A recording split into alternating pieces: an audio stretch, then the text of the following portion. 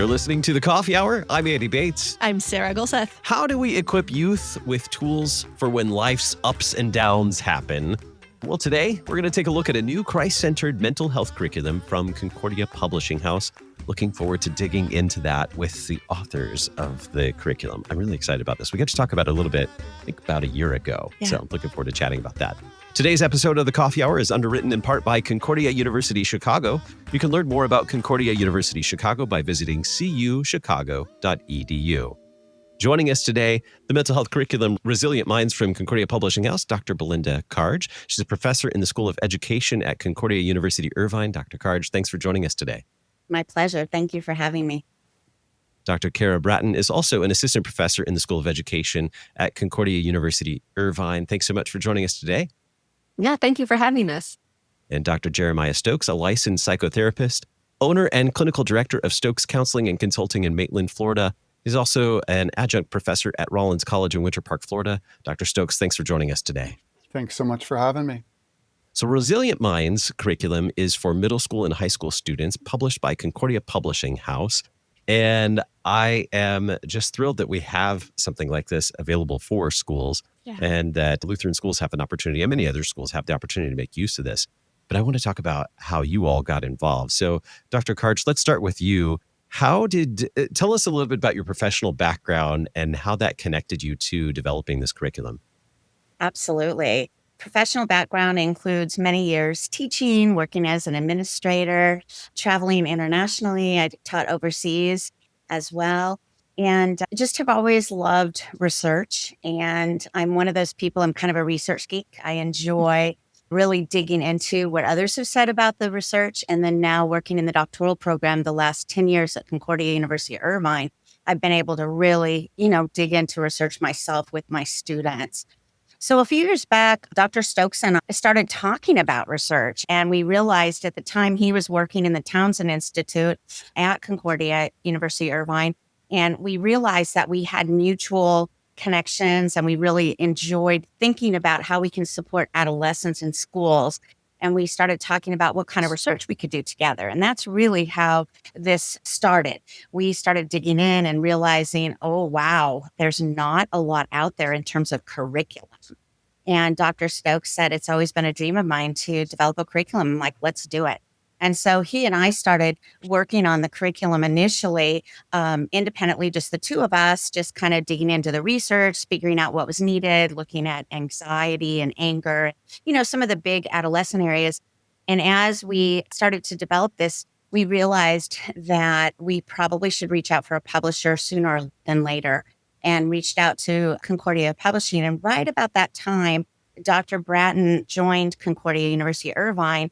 And she and I have a kindred spirits in the work of special education. And we started talking about this curriculum needs to be for teachers. There's a lot out there for counselors and psychologists and, people who work day to day in the licensing. But what about teachers who need time to be together and to really work with their students as a class? And so that's kind of how we all got together. The three of us really bonded on that concept of let's put together something that'll be really dynamite, that will work first for junior high. So we started with 5th and 6th, 7th and 8th, and then just recently the high school edition has been published. Mm-hmm. That's fantastic. And it's a wonderful resource for teachers in use in the classroom. Dr. Stokes, tell us a little bit about your background and what you were excited about with this project.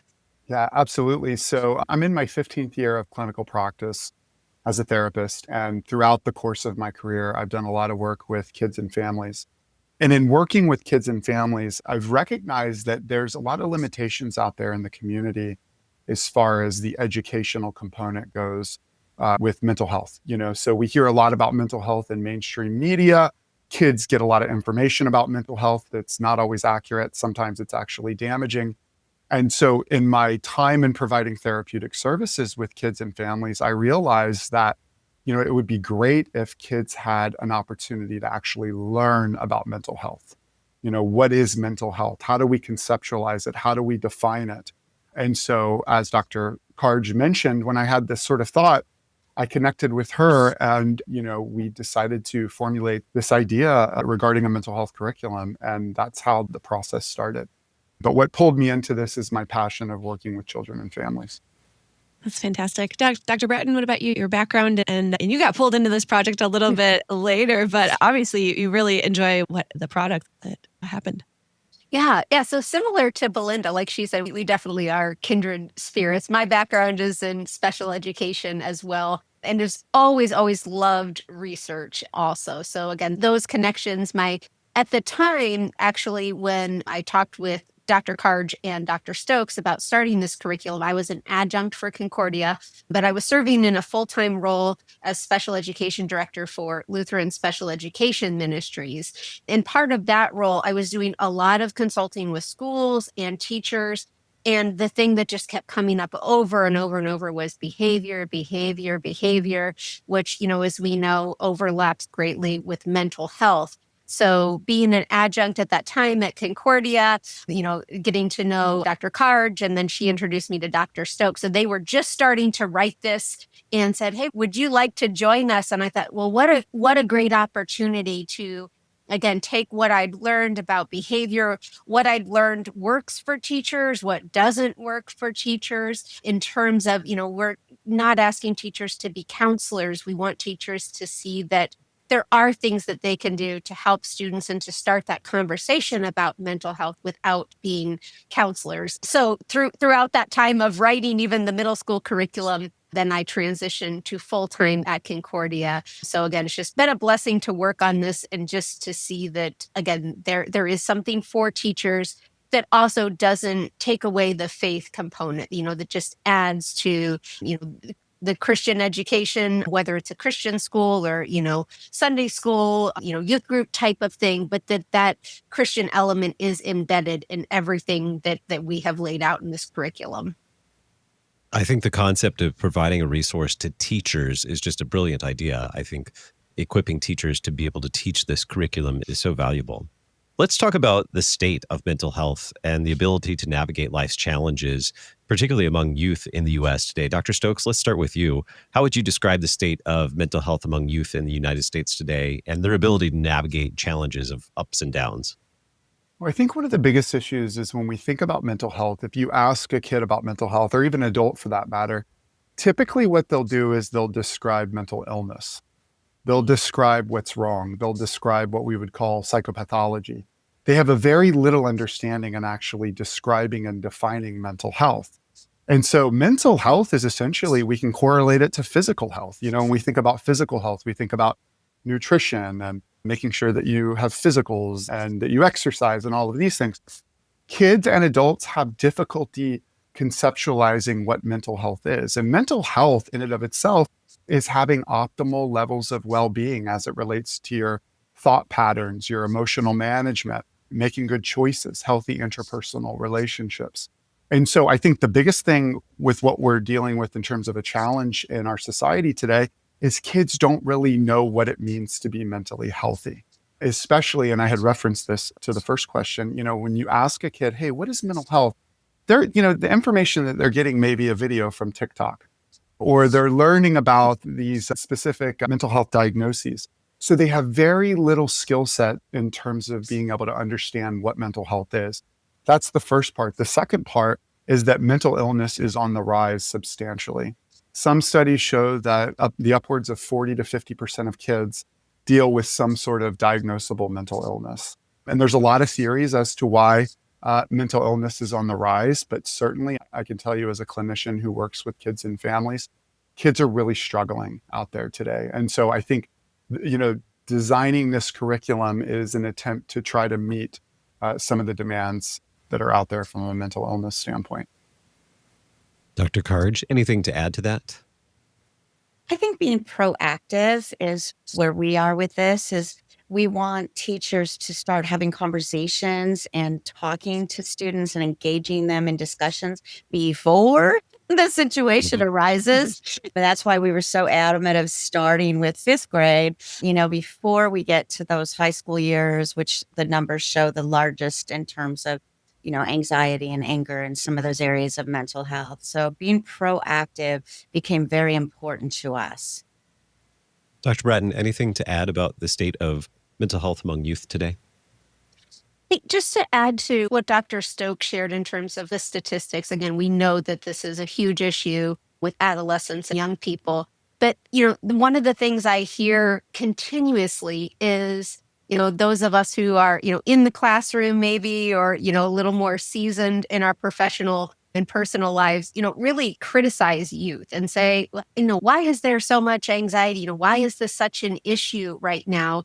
And almost, I feel like sometimes putting youth in the position where we're not trying to help, we're just criticizing for, and any of the factors that have impacted and made mental health, such an issue right now. And I just always feel like criticizing them for something that, is just, generational and kind of beyond their control is not helpful. That doesn't improve their mental health. So, really digging into, what are those strategies that, again, help them understand, but also give strategies to, help prevent, maybe mental health from getting more serious, but also just, being proactive, like Dr. Karge said. So that's just always my thing too, is let's just stop criticizing for what is and let's help. We have more to learn about the Resilient Minds curriculum for middle and high school students from Concordia Publishing House. We're going to take a quick break. You're listening to The Coffee Hour. I'm Sarah Golseth. I'm Andy Bates.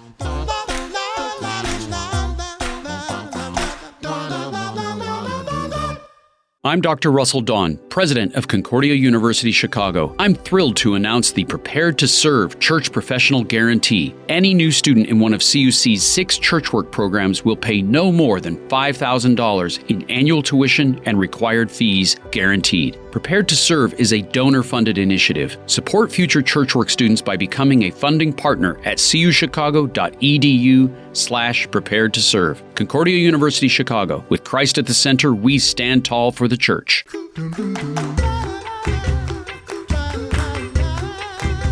Welcome back to The Coffee Hour. I'm Sarah Golseth. I'm Andy Bates. We're talking with the authors of the Resilient Minds curriculum for middle and high school students from Concordia Publishing House, Dr. Belinda Karge, Dr. Kara Bratton, and Dr. Jeremiah Stokes. And we've talked about some of the state of mental health in the United States and this curriculum for middle and high school students. What will these students learn in this curriculum? How are they going to be equipped to face life's challenges? Dr. Karge, let's start with you. Well, as I said, we're trying to be proactive. And in being proactive, we've designed the curriculum to kind of walk through some of the key elements that we believe are critical from the research related to mental health. So we teach them about their brain and how does the brain work and how does that come together. We spend time really talking about ways that we can be calm and rest in God's promises. And when we're anxious, we're going to trust Jesus. And how do we do that? How does that work out? We talk about forming our identity in Christ. And if I have an identity in Christ, then how does that connect to who I am for mental health? We talk about transforming anger and what happens when someone gets angry. So the curriculum will lead to what happens in the brain, but more importantly, what are some skills?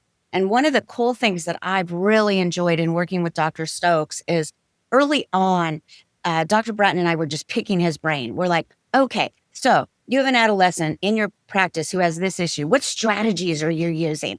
And that has been so much fun for us because every single lesson includes a strategy. And there's a student book where the students have the strategies and they can tuck that away and they can pull that out at a later date, or hopefully it's embedded in their mindset. So when something happens, they're able to, just jump right in and remember, say, the discussion about healthy boundaries or the discussion about healthy relationships or, something like that. Dr. Stokes, maybe an example of something that students might learn or an exercise or a strategy that they might gain through this? Yeah, absolutely. So I think an example could be, let's say that a student is experiencing anxiety. We sort of facilitate a pathway for them to be able to identify what anxiety feels like. What does it feel like physiologically? How does it show up in your mind? And one particular way that anxiety can show up is with what we call ruminating thoughts. So we help the students identify if they're having an unhealthy, unwanted, ruminating thought. We set up a pathway for them where they're able to identify that and then modify that. And they modify that by doing some breathing techniques, by journaling, by opening up with another classmate. And so I think the basis of this is we want students to be able to identify what feels wrong or what feels threatening or what feels unhealthy internally, and then having practical skills to then mitigate the effects of that. Dr. Bratton, what did you learn through this process as you were working with Dr. Karge and Dr. Stokes about some of the skills or some of the strategies? Well, I think as Dr. Karge said, picking Jeremiah's brain, I wish we could have just, spent a whole weekend and just recorded his thoughts and all the brilliant strategies that he has. So, I mean, there were definitely some I knew from, previous work and research, but he definitely added to strategies that we knew and could then describe to teachers. And I believe that's a really important point is even as a teacher may look at this curriculum, there are strategies in there, but it's also not meant to be, this is the only strategy that's going to work for anxiety or anger. So students and teachers end up with a toolkit of strategies. And so I think it's also about students figuring out what works well for me in this situation. When I'm feeling anxious, again, when I'm identifying those physical feelings, when I'm identifying what's happening in my head, maybe the strategy in the book is not the one that works the best for them. Maybe it was a strategy from a prior lesson. So I think just having the variety of strategies laid out, is the most helpful thing so that, there's things to pick from and students can pick what works for them. And likewise, teachers, I think as they read through this and look and they're modeling these for students, they learn to realize, maybe there's something that works for me when I'm feeling this way. So in teaching it to students, they're also learning, much like we did as we wrote the curriculum. Dr. Bratton, talk more about how this equips teachers, how this helps teachers, especially teachers who don't maybe have any background in any kind of mental health, or teachers who may be unfamiliar with all the strategies that you're talking about. How does this equip teachers to be that person in the classroom that's able to model a healthy way of dealing with some of the things that we all experience? Sure. Well, I think one of the really important things about the curriculum is we wrote it with almost like a script. So if you purchase the teacher guide, it's not that you are going to be completely like, what do I say? How do I introduce this topic? So CPH did a great job of, taking our ideas and really laying it out so that if a teacher is not comfortable at the beginning, we know that's a big issue. And so as much as we try to make it teacher friendly, we realize that there might still be teachers who kind of shy away, like, I can't teach about anxiety. I don't even understand it fully myself. So there is, along with the slide deck you get, you present the slides to the students, we inserted information. So, you're kind of prompting, this is what the teacher can say. Now, teachers could definitely add to that. And, year after year, as they get more comfortable having those conversations, it's likely they'll find themselves adding little bits here and there as they learn more.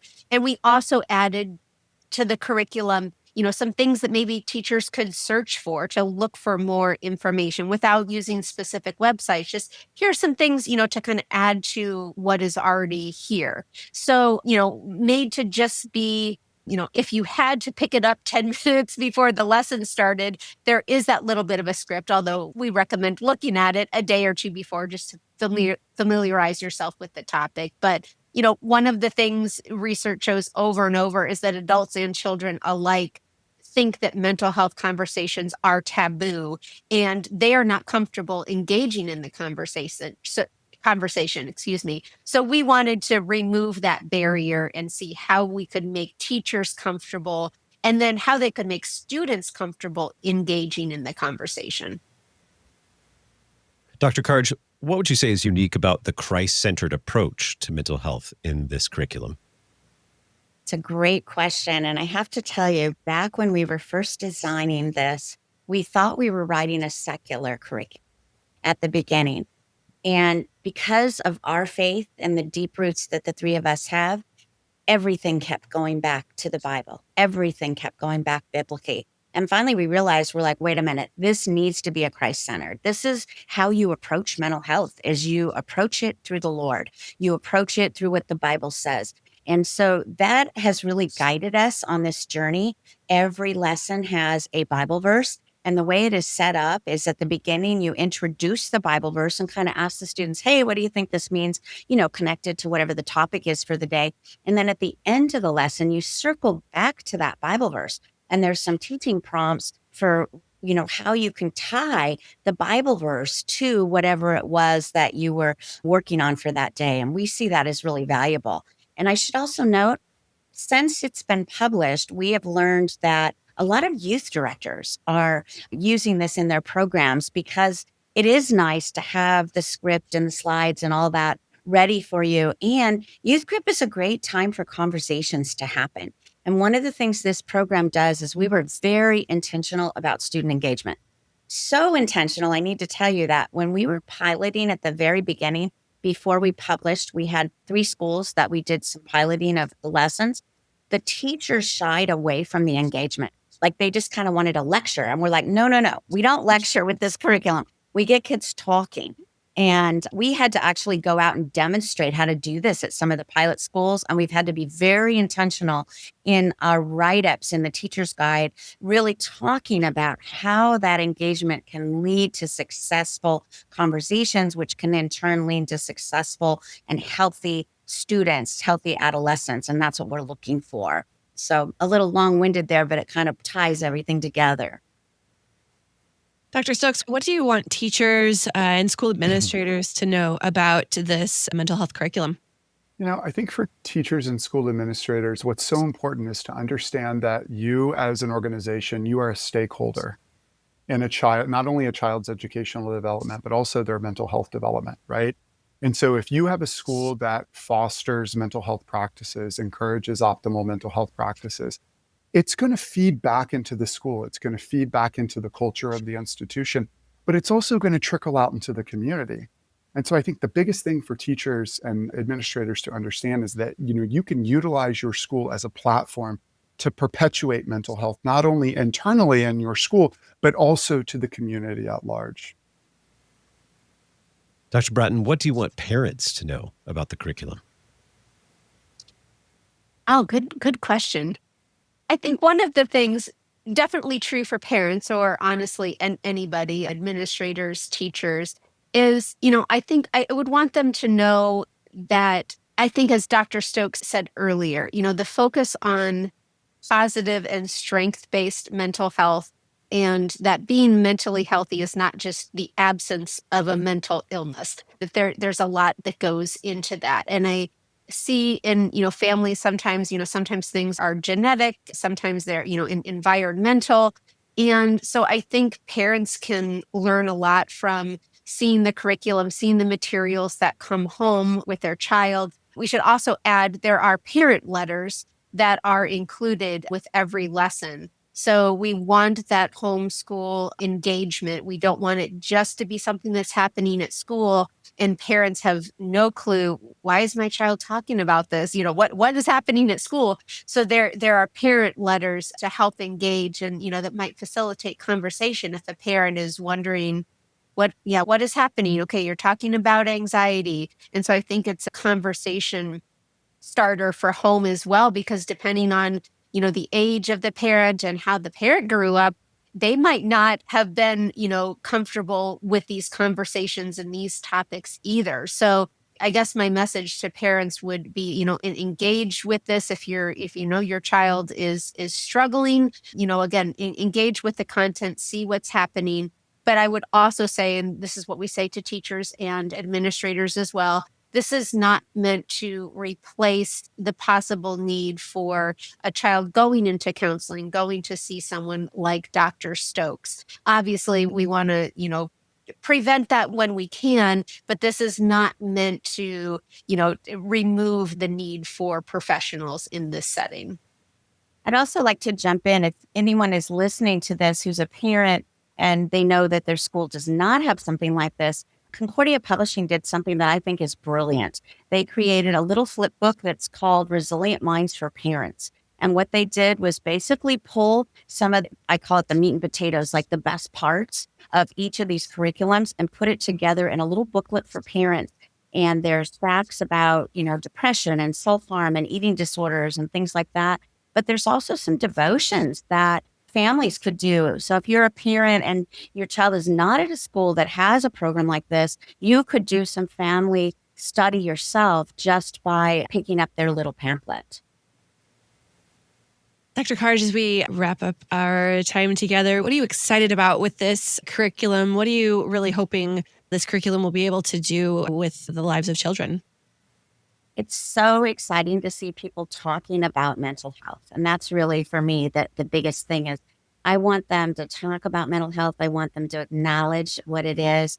And I want them to do it in a biblical way. And that's why I feel Resilient Minds has been so successful for us, is that we've been able to tie this to a real Christ-centered experience for everybody involved. Dr. Stokes, what excites you about this curriculum?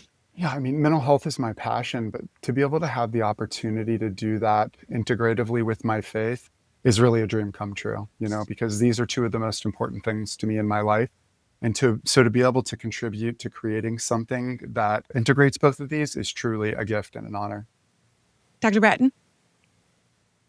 In addition to everything Dr. Karj and Dr. Stokes just said, especially about integrating faith, what excites me is that students and children may realize that their emotions are okay. There's nothing wrong with them. And I think sometimes the world or, other people may tell them something's wrong with them if they're experiencing these feelings and these emotions.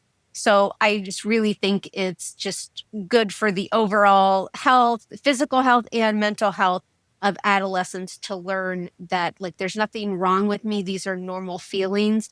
But now what can I do to help manage these feelings so that it doesn't manifest into an unwanted behavior? And so that's sometimes where I think we have to separate, emotions are okay, but we want them leading to more productive behavior. So I just want students to receive that message that there's nothing wrong with them.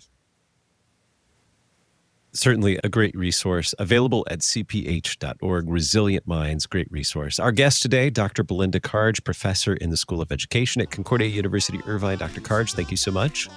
Thank you. And Dr. Kara Bratton, assistant professor in the School of Education at Concordia University, Irvine. Thank you so much. Yeah, thank you. And Dr. Jeremiah Stokes, licensed psychotherapist, owner and clinical director of Stokes Counseling and Consulting in Maitland, Florida. Thank you so much for being our guest today. Thank you so much for having me. Again, you can find Resilient Minds curriculum by visiting cph.org. You've been listening to The Coffee Hour. I'm Andy Bates. I'm Sarah Gulseth. The Coffee Hour with Andy and Sarah is a production of KFUO. To support The Coffee Hour and KFUO Radio, visit kfuo.org. You can also text KFUO to 41444 or send an email to gifts@kfuo.org. And you can call us at 800-844-0524. KFUO. Christ for you, anytime, anywhere.